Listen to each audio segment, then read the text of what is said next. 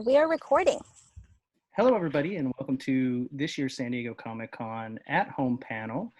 We are doing the Supernatural Therapy, Fighting Monsters Like a Hunter in Real Life. I'm your host, Dustin McGinnis. I'm a musician, podcaster, and all-around fanboy. I'm honored to be moderating this panel with such incredible guests, and I'm going to ask our panelists to please introduce themselves, starting with you, Rachel. Hey, I'm Rachel Miner, and I'm an actor and most proudly executive director of Random Acts, the charity. Hi, I'm Ruth Connell. I think this is my third time doing this panel. I'm so glad to be back. I'm an actor. I think even during COVID, I was still trying to act in my dining room, so glad to be here.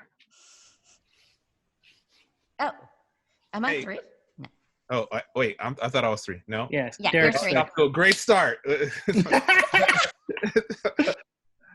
Hey, everybody, I'm Deric Hughes, and this is like my 10th time doing this. I don't know. I've done this a lot. It's a lot of fun. Writer, producer for such shows as The Flash, Warehouse 13, Arrow, and most recently, Legacies for the CW. Hi, I'm Henry Alberto, and I'm a writer-director. I was on season 2 of Little America, which will hopefully be shooting soon. I'm also adapting 2 books, one titled Aristotle and Dante Discover the Secrets of the Universe, and Grace Philly Grayson, which both deal with LGBT themes. So thank you for having me. Thank you for being here. Hi, I am Andrea Drepaul. This is my very first San Diego Comic-Con, so I'm pretty excited to be here.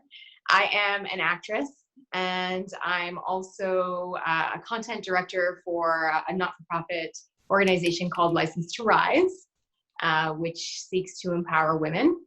And I'm pretty excited to be here and talk about some of the things that are going on. So thanks for having me. Hello, I'm Lauren Tom, and I'm an actress and a mom, hence being able to play Linda Tran in kind of like a more real way because I've got 2 boys. And I'm also an ambassador for Homeboy Industries, which is the largest gang intervention organization out there right now. And this is my first SPN panel for Comic-Con. So thank you so much for having me, and I'm really looking forward to this. Thanks. I think I'm next. Hi, I'm Dr. Lynn Zubernis. I'm a clinical psychologist and a professor at Westchester University, and I've written a bunch of books on fandom. A lot of them focus on Supernatural, including 2 of them written with the cast of the show, including Rachel and Ruth and Andrea and Lauren. So I'm really happy to be on a panel with all of you and happy to be back at San Diego Comic-Con. Hey everyone, it's Austin Basis. I'm an actor, so I'm not a doctor, but I played one on TV. And I'm also a writer, producer, celebrity, ambassador for a cause that's near and dear to my heart, which is Juvenile Diabetes Research Foundation. And so like this coming week, actually, we're doing a Power of Us kind of live stream about kind of bringing people together with autoimmune diseases in a time of COVID, and how we can kind of come together and empower each other. And that's kind of always been what my message is about, is empowerment and not, sympathy and boo-hoo for me, but taking it and making the most of it and taking a weakness and making it your strength. So I'm happy to be here again with all these people and some new faces that I'm looking forward to speaking with and hearing from. So welcome. Hi, I'm Dr. Billy San Juan. I currently work at an inpatient hospital. I'm also a writer and perhaps the most handsome face on this panel. I'm sorry, I just had to break the truth to y'all. Hi, everyone. I am Dr. Janina Scarlet. I'm a clinical psychologist, an author, and a full-time geek. I specialize in incorporating pop culture, such as TV shows, movies, and books into therapy to help folks recover from post-traumatic stress disorder, a cause that's very near and dear to my heart, in teaching folks how to make their own traumas the foundation of their heroic journey and how to find their own hero-like strength. Well, thank you all so much for being here today. I'm going to start this first question out, and all these questions will be just free for all. In this challenging time, many people are struggling with anxiety, depression, PTSD, and other mental health challenges. And these are often triggered by re-traumatized and by these current events that are going on. How do you think TV shows like Supernatural and others can help people with everything going on right now? I think in Supernatural, we see that monsters are out there, and on the screen, the monsters are supernatural. And on the screen, what we learn is that even though things might seem dire, just one person standing up for what's right can make a world of difference. And sometimes that's exactly what needs to happen. And I think it starts with one person standing up for what's right, one person standing up against injustice, against racism, against prejudice, against misogyny, against homophobia, and taking a stance where then that person becomes an upstander instead of a bystander, then encouraging other people to do the same. Because what we learn from Supernatural and from Flash and from Arrow and from multiple television shows and also movies like Harry Potter is that villains can be defeated when all the heroes band together. And I think that there's more people that believe in equality and in good than there are of people that believe otherwise. And I think if we're all able to stand together and combine our efforts and connect our hearts, I think that we can make a world of difference. And I think actually the mantra of Supernatural, sort of the unofficial mantra, is always keep fighting, both in the canon of the show and for the fandom, the broader SPN family. And that is sort of the perfect mantra right now, because I think it can seem kind of overwhelming sometimes. There is so much going on, and so much of it is re-traumatizing and difficult to watch, and yet we all want to know what's going on so we can understand and be educated. And that's a lot like the Winchesters. You know, they have been traumatized repeatedly by what seem like overwhelming odds. And I think sometimes right now, it seems like the odds are overwhelming. So we really need to look for inspiration. And that mantra of always keep fighting, I've found, is really helpful to me in this real life context. I want to speak to, oh, sorry. No, go on. I was going to speak to a strength and a weakness of these shows. I think that one of the things that has helped us as a society is that all these shows have helped expand our sense of reality. And because maybe the most dangerous thing is we have a tendency to rubber band back to the status quo. And I think that is actually the most dangerous thing for our society right now. And that's maybe what a lot of us are waking up to, is that life can be different and we get to redefine the norms. And we get to fight for that and create something better.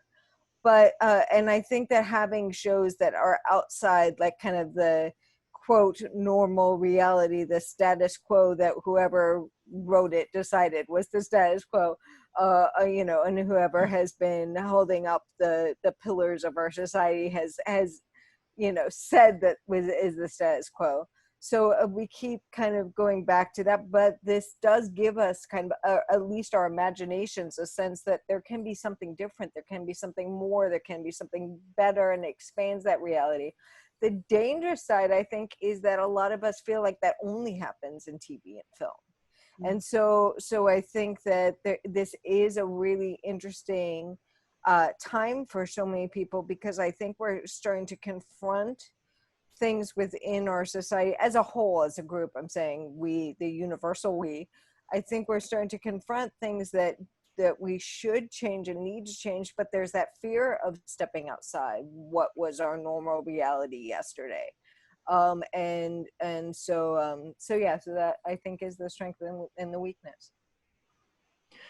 In terms of anxiety, trauma, depression, things like that, I agree with you, Rachel. And I think a lot of it is when we experience those things, sometimes we become either the villain or the victim of our own story. watching a great TV show, reading a good book, watching a good movie, watching a hero go through those things reminds us that we are the hero in our own stories as well. And what does a hero do? A hero, gets called to adventure, goes through some dark times, faces the beast, loses once or twice, gets stronger, eventually triumphs, and comes back at a better place. And I think that's so powerful to maybe even internalize it a little bit. I definitely, sorry, I'm trying to jump in here. Oh, yeah, jump in. The dark night of the soul, the hero's journey, that is very much sort of what I see happening in the world right now, is everybody is sort of on their own dark night, their own, hero's journey. And it's in terms of supernatural, that's sort of the whole thing, right? Like, they've always been on a journey. They've always been on this. So I think in terms of anxiety and depression and post-traumatic stress, the first thing is that it's absolutely normal to be feeling that right now.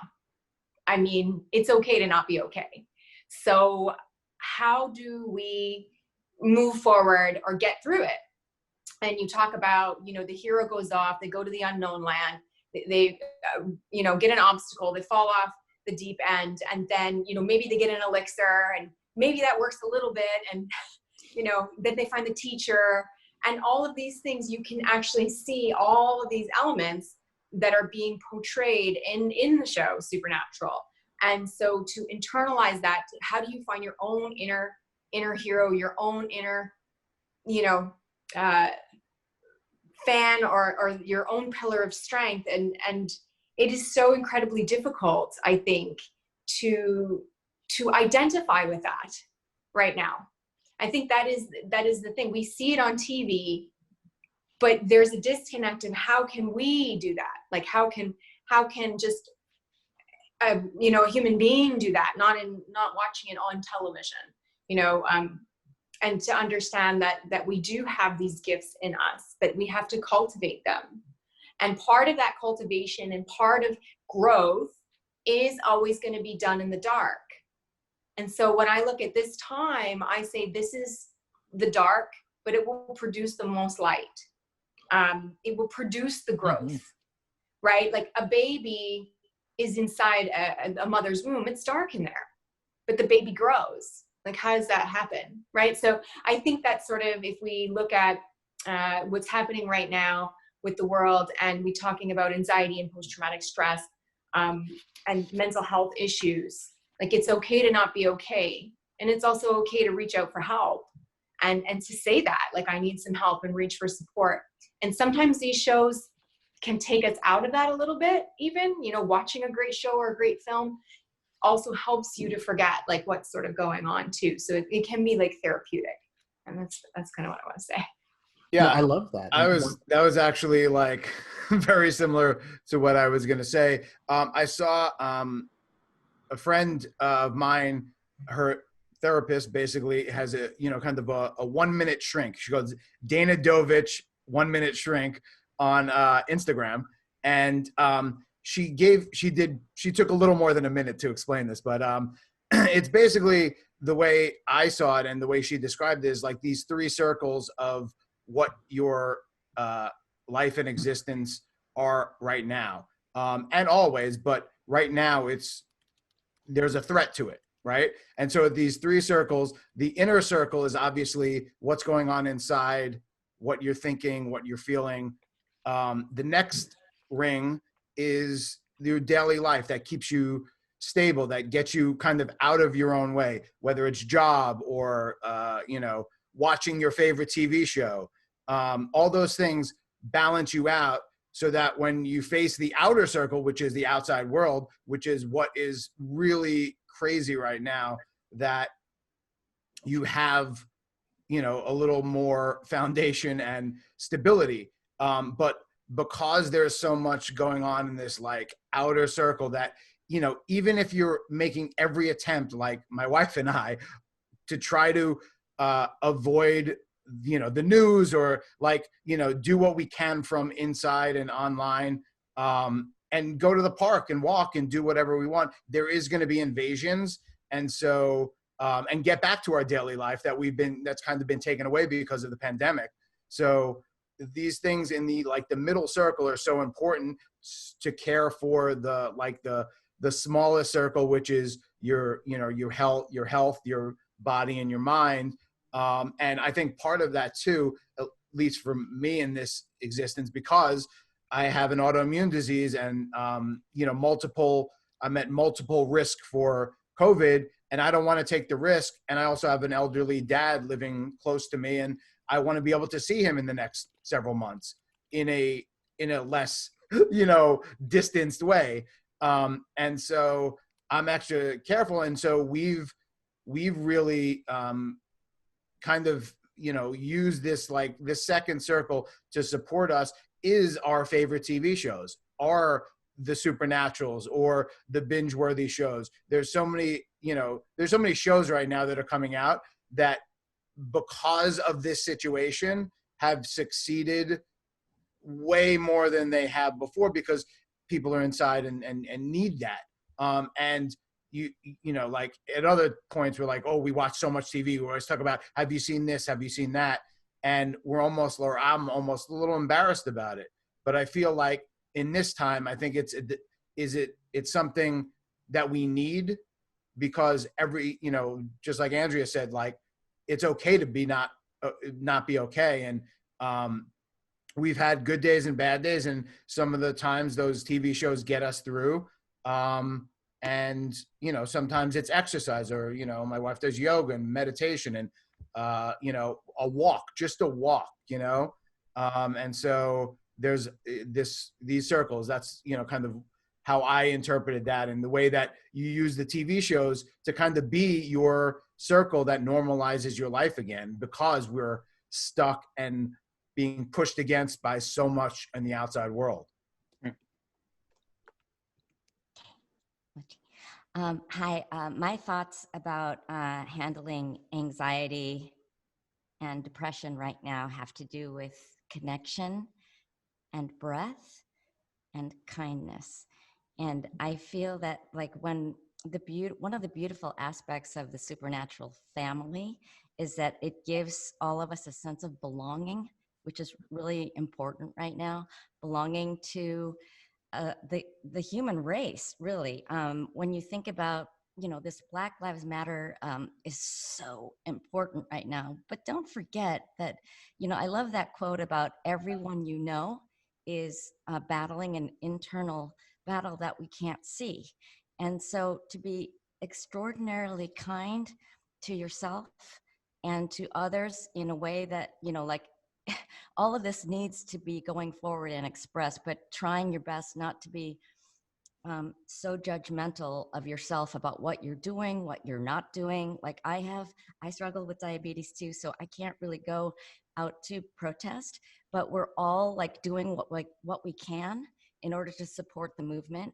And so it troubles me sometimes when people get canceled on social media for doing not enough or doing too much or not doing it in a way that others feel they should be doing.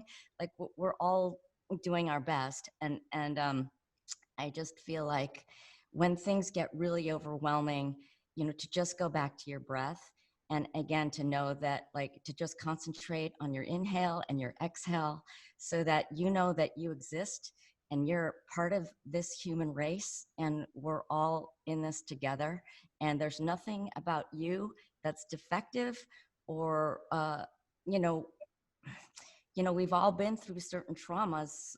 And so I think the healing starts with, it can seem daunting, like, oh, I've got to learn how to love myself right now. I don't know how to do that. Like, and I've got all these thoughts going on about like resisting that thought. You don't have to like even go there. You can just concentrate on your breath. And just the fact that you exist is enough right now. And that you're a human being with all the things that we have to deal with as far as the joys and, you know, the suffering. We're all in this together. And I think that to be choosing ways in which you can lift yourself up and love yourself is really important right now. So don't take on tasks that seem way too daunting. It's not really the time. You know, just try your best to be as loving it to yourself and to others. So that's my thoughts. Oh, that's not my dog. We let the dogs out. Come on. How about you, Deric? Was the dog in the queue? Am I after the dog? Or making sure. Yes, absolutely. I agree. I mean, look, the way that this past week was rough. Not gonna lie. This past week was definitely, I think it was just a confluence of events, the protests, Black Lives Matter, the endless, senseless deaths that have just, piled up on, George Floyd's death being a sort of, a flashpoint that was already building. But on top of that, then we have this panpocalypse, we like, and people are acting like that we just beat the pandemic. It's, so you're seeing people making stupid decisions, idiotic decisions that are, putting each other at risk, and then we're in the fight for our soul and for our country in a way that we've never been, ever before. I think it's just like, that I think that is just weighing so much pressure on us, and then trying to still somehow function, in this shifting sands.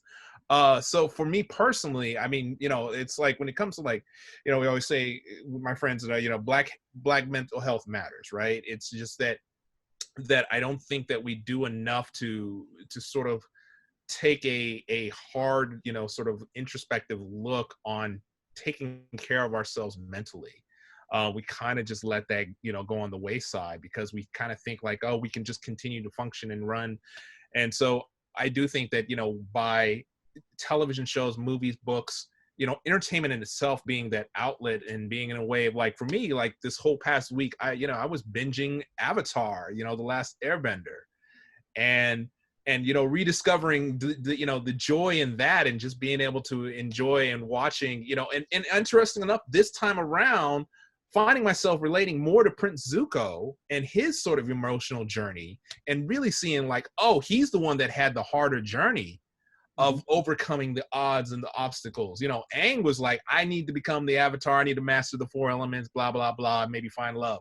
But Zuko was traumatized by a father that never loved him, a mother that abandoned him, and he didn't know where he was, and an uncle that loved him, but he kept on, betraying his uncle's love and trust. And I mean, those are all sort of things that you look at in the greater, sort of aspect of like the struggles that we go through emotionally day in and day out, of like trying to overcome these, these challenges is just so overwhelming. And then again, sort of like, but watching shows like that, watching, the different movies and stuff, and discovering like, okay, they were able to overcome these obstacles. I think I might be able to find a way to overcome my own obstacles. Maybe not in the same way, because I'm never going to master all 4 elements, but I think that it's just that finding that, okay, that because being a writer, understanding that you're writing from a place that and these writers, they writing from a place that they know. This is all writing from experience. And so these tales is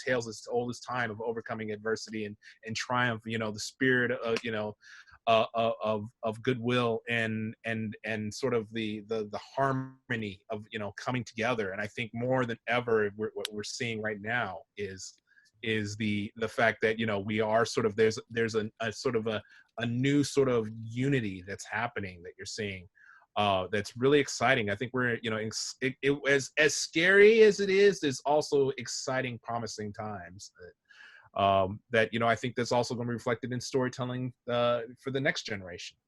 Totally.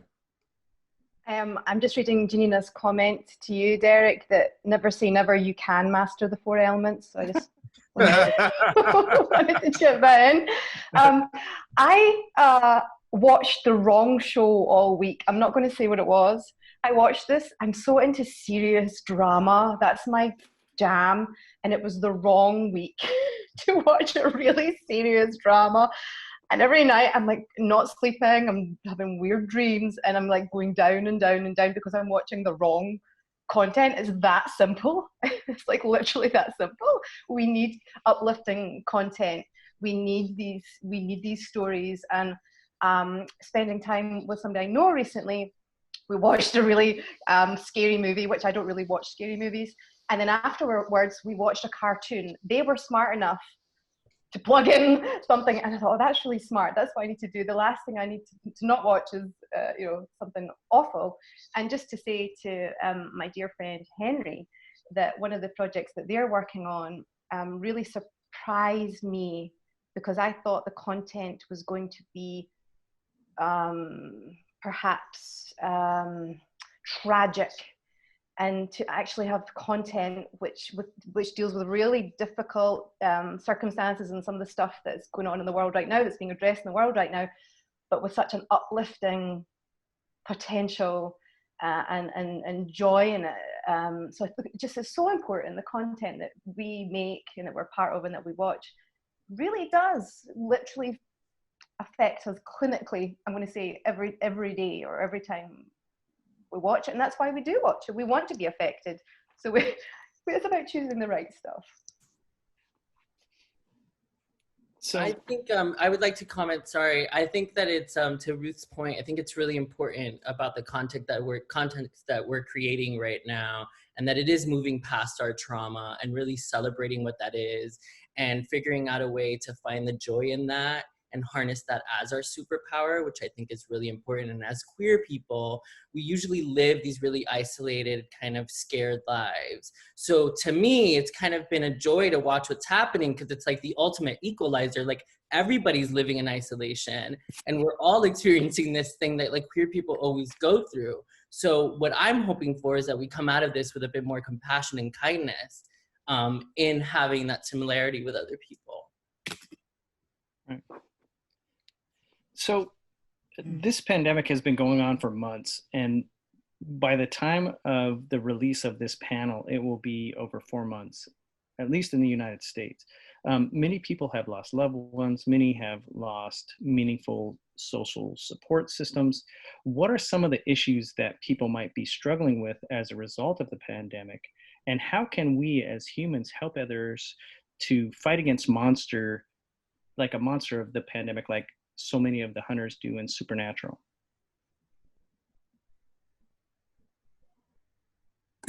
Just have to find my unmute button. Sorry, that took too long. I just wanted to weigh in a little, because I've been teaching a graduate course on grief and loss, and which is just a coincidence that it happened to be right now. But we have spent so much time in that course talking about the impact of the pandemic and just the multiple losses of all different kinds that it has brought. And a lot of them are not those sort of big, obvious losses. Some people have lost loved ones. Obviously, that's a big, obvious loss. But there's also so many secondary losses, the loss of connection, the loss of autonomy, the loss of freedom, things that people have never experienced before, the loss of a sense of safety.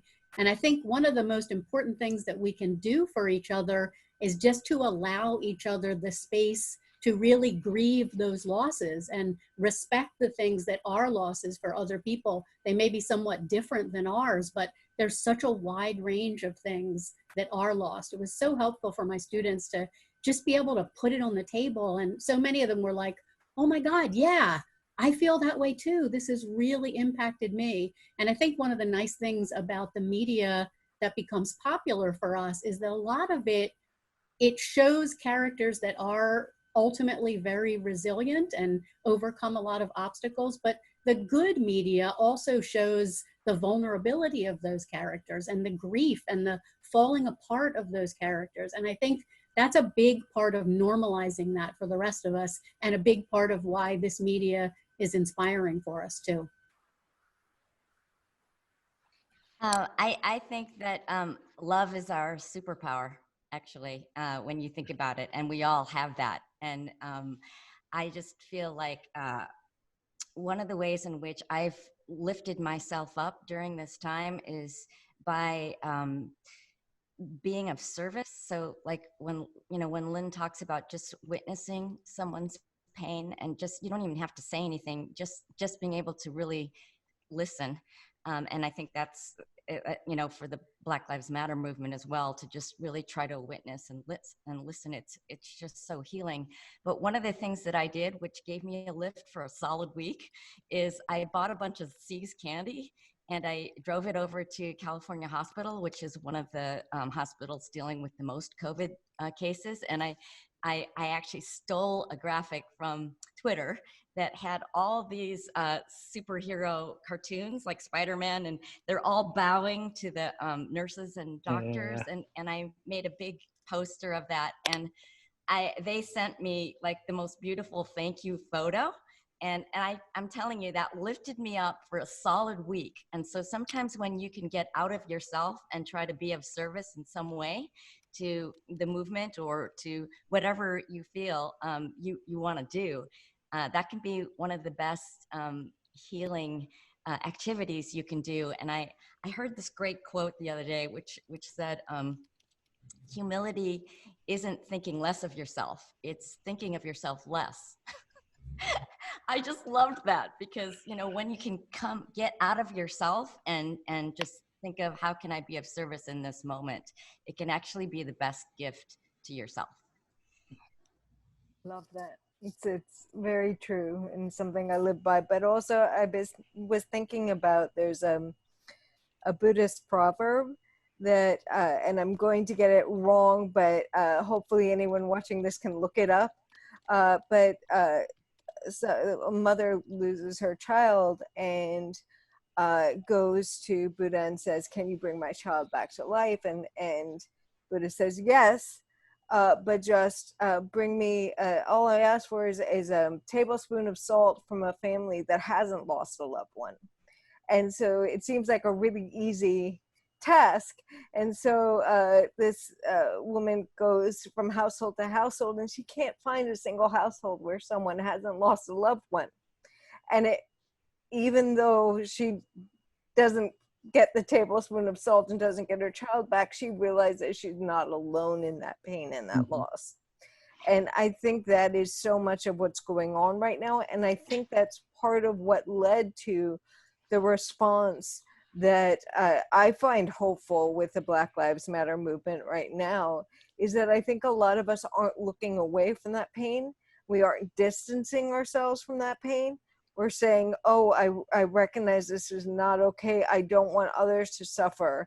And I feel that suffering because we've all been through so much loss and trauma and things like that. I think it's helping to wake us up and not look away. And I think that's actually very healthy. And my hope for this period of time, is that we're all realizing that we're intrinsically bound to each other, and there's no getting away from suffering. There's no distancing yourself from suffering. That the only way to help heal suffering is for us all to help heal it in each other and in our society and in our community. So that's my hope for this period of time, because they think we're all experiencing a lot of it, but I think that one of the healthiest things is for us to realize it is not something any of us are alone in. Beautiful, Rachel. I love that. And building up on what Lauren and Rachel have mentioned, I think that a lot of times when we see the kind of suffering that we're seeing now, which in truth has always been there, I think unfortunately some of us have been blind to it or didn't see it every day because maybe it didn't affect us the same way. But when we're seeing so much suffering worldwide, whether it's due to racism, homophobia, transphobia, sexism, sizeism, what have you, I think that it in a lot of us, it brings up empathic distress, which means that in us feeling empathy toward other people, we might feel so much grief that sometimes we might feel almost paralyzed from that grief. And what's interesting is that the best way that we can then support other people is by taking a moment of kindness toward ourselves, kind of recharge our own battery, and then think about, what can I do? What are some of the ways that I can support the individuals that really need support right now? How can I be an advocate? It's not about what we can't do, it's about what we can do. And a lot of times our favorite heroes in books and movies are facing the most the biggest odds, in terms of their least likely to succeed, and the way that they win is by making steps, and it starts with small steps, and then those steps get bigger and bigger. And so sometimes we think just because we don't have the sword of Gryffindor or the mark of Cain or or Hunter's salt or anything like that, that we're not able to stand up to some of the monsters that we're facing, but that's not true.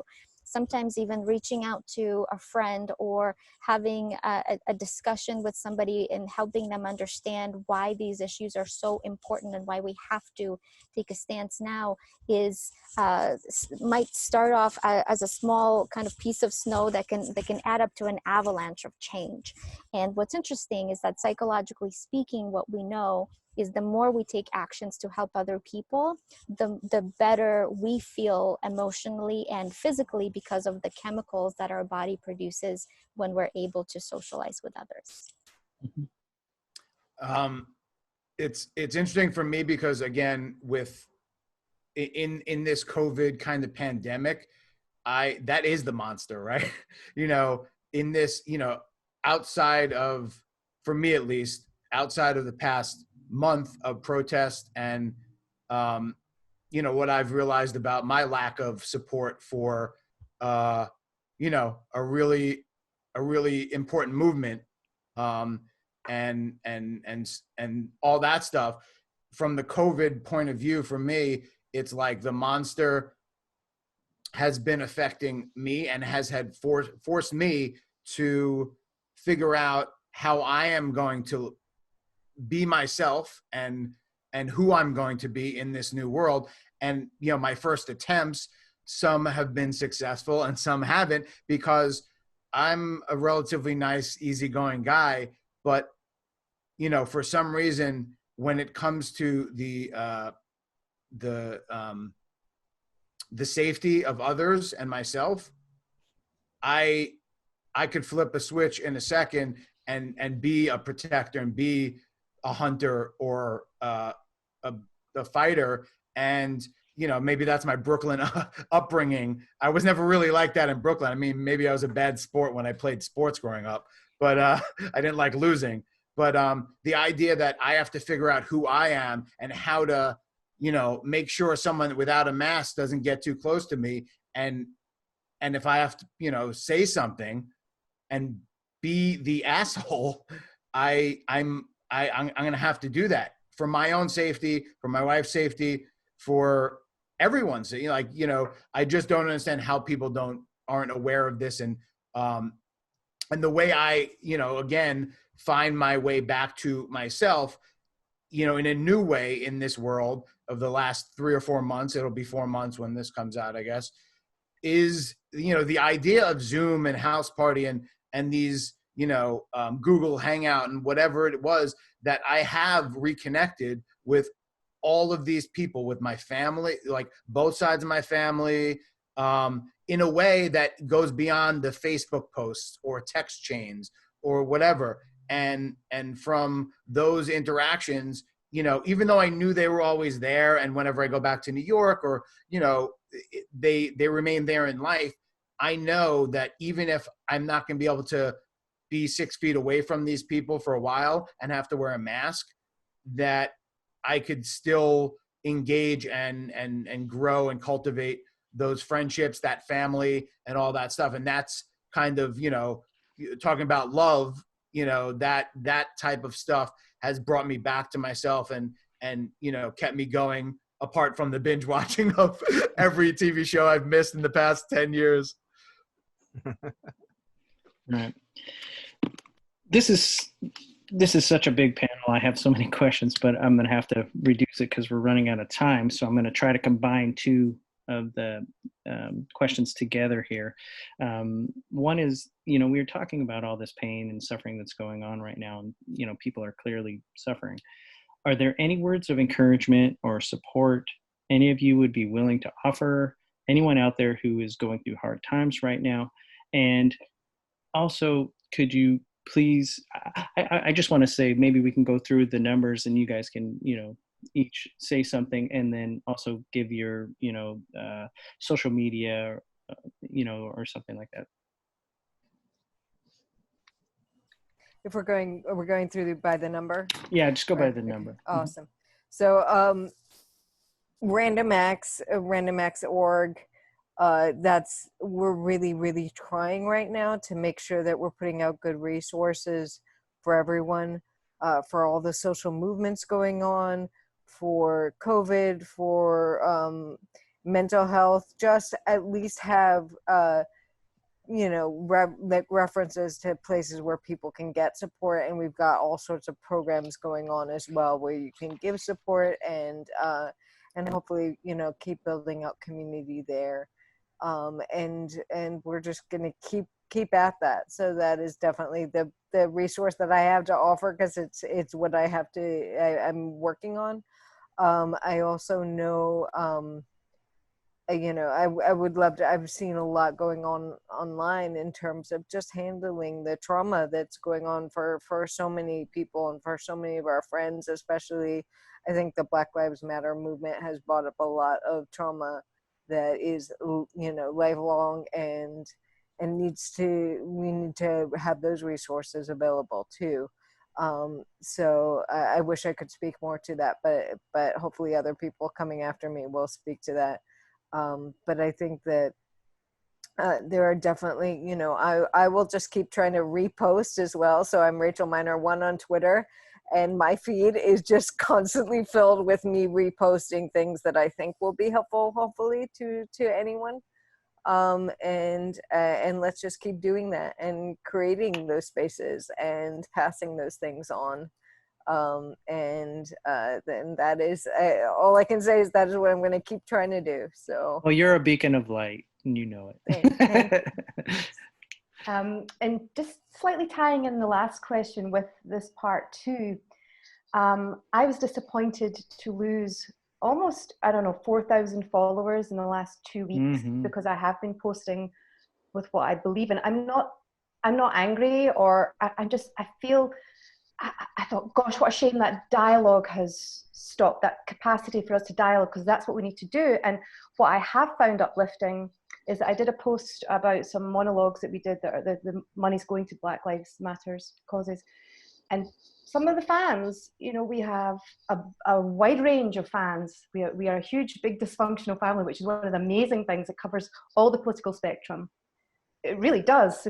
We really do.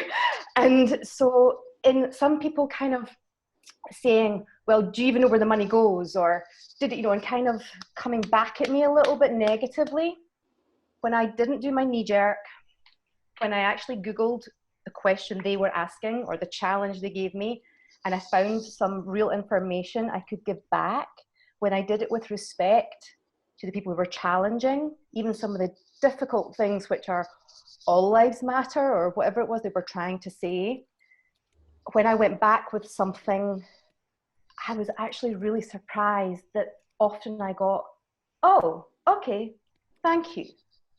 And I'm like, it is possible. It is possible to dialogue with people closest to us, some difficult conversations with loved ones. Working out how to ask the question, is it more important to be upset about this aspect of looting, or are you more upset about the human pain and that has been like the looting of these people's lives, and finding the right questions to ask each other, to keep the dialogue open so that people have the chance to change and grow, rather than just be shutting each other down, especially on social media. So I've been surprised by some of the good that I've seen come out of all of this when we do dialogue well. So thank you for having me. Thank you. Yeah, the Plague Nerdalogs, brought to you by Mark Bernardin, and yeah, I actually helped out on the second part with the Black Lives Matter, and it was fantastic, and it's great, and I recommend anybody checking it out. And it's just, you can donate, $1 and see fantastic actors, including Ruth, perform monologues from different sci-fi shows and TV shows, movies, and it's a lot of fun. That being said, I think that, the one thing that I want people to remember is you're not alone. We are all in this together. As someone said earlier, it's like we are experiencing this, and I believe it was it Henry that was saying that we are experiencing this simultaneously together, on such a global scale and a level, that to think that that sometimes it feels like that you're alone, because especially when you're just isolated, thanks to the Rona, and you're sitting here, I live by myself, so I definitely feel like alone, but there's so many people that feeling the same way as you do, and just communicate. It's like the number one thing to do is just communicate and let people know.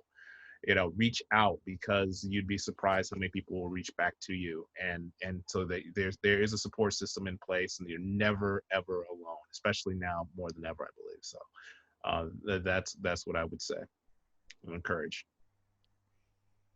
Yeah, I mean, you guys have all spoken so beautiful on just encouragement and resources. I think that, on my own journey, it hasn't been an easy one. But when I finally walked through what was scary, I've opened up a whole other universe to myself that I was in the dark of. And so I encourage people to kind of find the light beyond the darkness and see, I don't know, we all have our different ways of like getting there, whether it be writing or, therapy, whatever it is. It was all of it for me. So I think like now we have the time to kind of like really sit with that and explore that. So take advantage of that. I think one of the greatest things that's come out of this is that time, and that people are forced to listen to issues that we've been ignoring and hiding within our daily lives. So that's the other thing that I encourage people to do, is listen to Black people, listen to trans people, because we're now at the forefront of having those conversations, and try to find ways that you could help monetarily, not only going out and protesting. Thank you for having me. Thank you. Okay, wow. I got so many things to say. I'm going to try to condense it. So, to all the Black, Indigenous, people of color, as a person of color myself, I struggled a lot with being a person of color. So racism doesn't just exist out there in the world. We internalize, as people of color, our own racism. We deny our own Blackness or our own heritages. Recently, I've been speaking about this. So you can find me on my Instagram at Andrea Drepaul. It's the same for Twitter at Andrea Drepaul. So to that, keep using your voice, keep speaking out, keep talking about it. It's uncomfortable. It's uncomfortable to talk about it. It's uncomfortable to hear it. And there's been a really big issue of trying to understand how to be an ally. And I want to say this as a person of color and has had some issues in my friendship circles with white people, that at some point you will have to understand and realize that if your friends are so important to you, how can you become a good ally? And to be an ally takes a lot of bravery and courage, because you will face backlash. You will face some not so nice people out there. So we're all being asked to have courage. We're being asked to have courage to speak out, and we're being asked to have courage to support as allies. So we're doing the same thing on both sides. And I want people to start uniting on that front and understanding that we're fighting the same thing, and actually internally we're going through the same things. Maybe the experiences themselves are totally different, but the learning growth and the evolution of like what a human being has to learn is actually the same. And so I really believe in this unity and the one love, and like honestly, and I just, I think that there's not going to be any freedom until we're all free. That's it. So that's kind of what I want to say. I do also have License to Rise, the organization that I run. If you have a story of domestic violence or a story that you want to share during this time, during this pandemic, and you don't want to speak out and out yourself, you can go to license2rise.com and you can actually tell your story anonymously. And if you feel that you want to speak to something, but you're scared of like the backlash of what people might say. So now is a time to speak. Now is the time to speak. And it doesn't mean that you have to have this huge audience, just speak. And that's kind of all I really want to say. Beautiful. And thanks for having me. Dovetailing off of what Andrea is saying, courage really is required and important now, because if you're not standing somewhere, you're not standing anywhere. And like Ruthie, I've lost thousands of followers too on Twitter, but you kind of got to just at some point stand somewhere and just be willing to do that, even though it's really scary. And I just want to throw out there that because I represent Homeboy Industries and also another organization I love, Project Angel Food, if you happen to be in Los Angeles and you're requiring meals, so those two places are serving like seniors, and Project Angel Food really serves anyone with a serious illness. So COVID, cancer, diabetes, like if you're having a problem, getting meals, they're making meals like 2,000 a day, they're delivering, and they're tailored to your medical needs. And so that's really important work that they're doing. And of course, to just be, as I was saying before, to try, I know it's really hard right now financially for lots of folks who've lost their jobs, but if there's a way that you can support some of these organizations, including all the Black Lives Matter, with buying books and educating yourself, and then buying those books from Black-owned bookshops, and supporting like the smaller mom and pop shops in general, because, things are closing so quickly for so many people. So I just want to say thank you also for having me. And I'm at Lauren Tom 9000 for both Twitter and Instagram. Think I'm up next.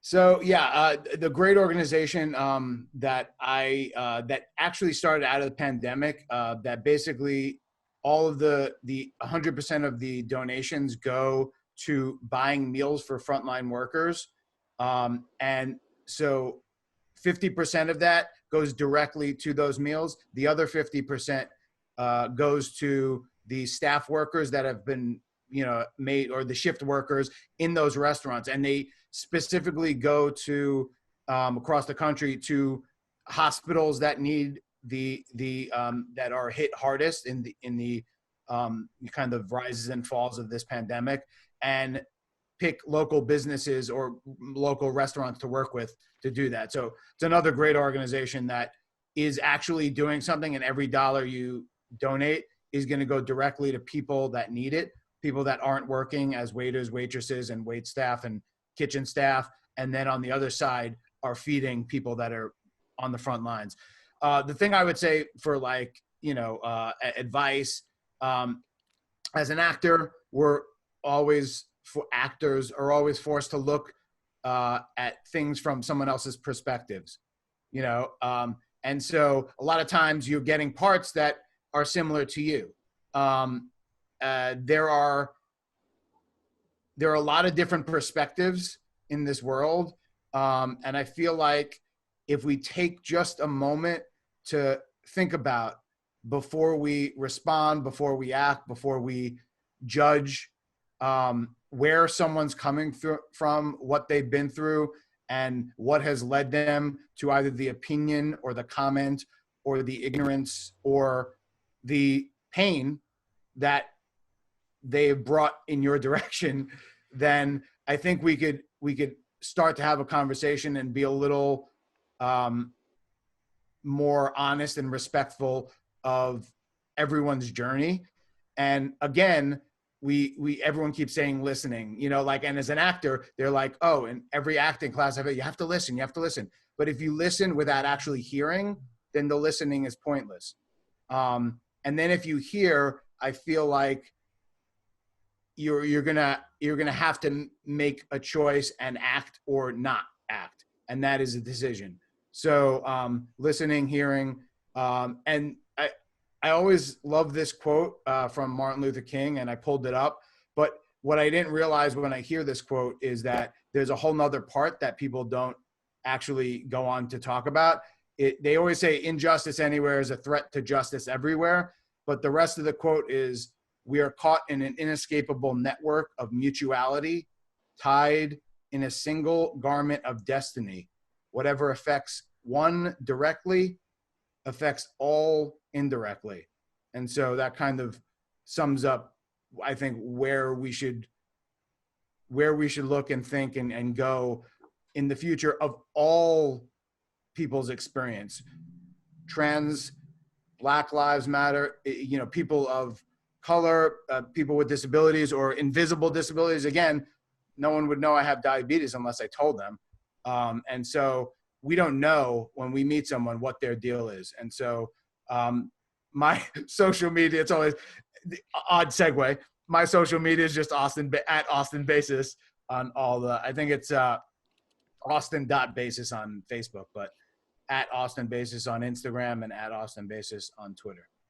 This is a great panels always, guys. And I really liked enjoying meeting everyone, seeing everyone's perspective on these topics. So Deric and Henry, you guys forgot to get to your handles. If you would like to say it right now, that'd be great. Sure. It's at D Blackanese. That's on Twitter and Instagram. I'm at it's Henry Alberto on Twitter and Instagram, and I also wanted to give the name of 2 Black-led LGBTQ organizations, and that's the House of Gigi and the Okra Project. I post about this on Twitter too, so if anybody wants to follow you, I'll provide that information. Thank you. Thank you. So my social media handles for Facebook, Twitter, and Instagram are at Andrea Drepaul. And we just put up a beautiful tribute to Martin Luther King's I Have a Dream speech. So you can check that out on my Instagram too right now. Thanks for having me. This has been so great. Okay, I think I'm next. Did everybody got their handle in? That's important.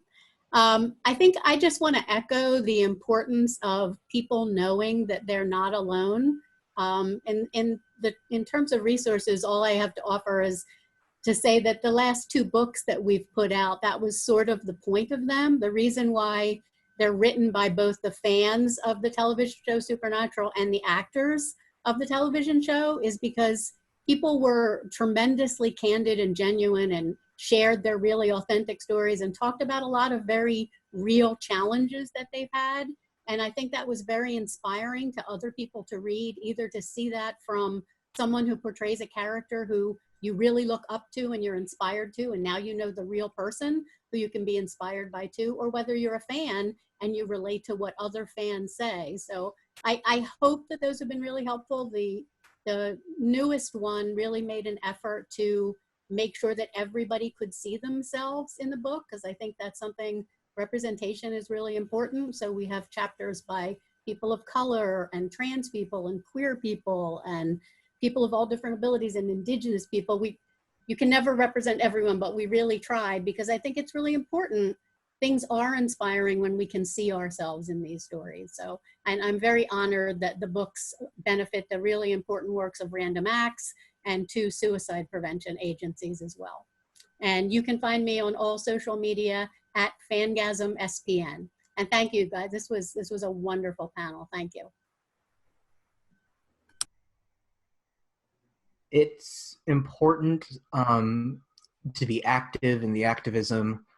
Black Lives Matter, Gay Lives Matter, Trans Lives Matter. And it's also important to know that if you are out there, you can be part of the movement in any way you can be. Maybe there is something going on health-wise and you can't be marching, but you can share information, you can disseminate information, you can be active on social media. Everyone has a part in their fight. And it's important to also take self-care. You know, an automobile needs to have its monthly oil change, or not monthly, but an oil change, otherwise it breaks down. You can find me on at Billy Sense on Twitter, BILLI_SENSE. And I'd like to say that, you know, we're all in this together. And it shows when we stand hand in hand, we can make our dreams come true. I'm so delighted and honored to be a part of this panel. Thank you all for being a part of it. And on my end, for anyone out there who's struggling, I just want to say, not only are you not alone, but you are a part of the solution. That your story is just beginning and everything you do matters. Your mission here is not over. It's only beginning. Your work is not over. It's only beginning. And there are people whose lives you've already changed. There are probably people alive today because of something kind that you did or said, and you might never even know this, but you have already contributed to making this world a better place, and you are not done. And so thank you from the bottom of my heart for being wonderful and all the amazing ways in which you make this world a better place. If you're interested in getting in touch, my Twitter handle is @ShadowQuill, quill like the feather, and I'm on Instagram, Dr. Janina Scarlet Official. Thank you. Wow. Thank you all so much for being on this panel. It's been very powerful. I got goosebumps just hearing you all. Again, my name is Dustin McGinnis. You can find me on Twitter @TheValiantGeek. Thank you all so much for joining us. Stay safe, everyone. Stay kind. We all love you.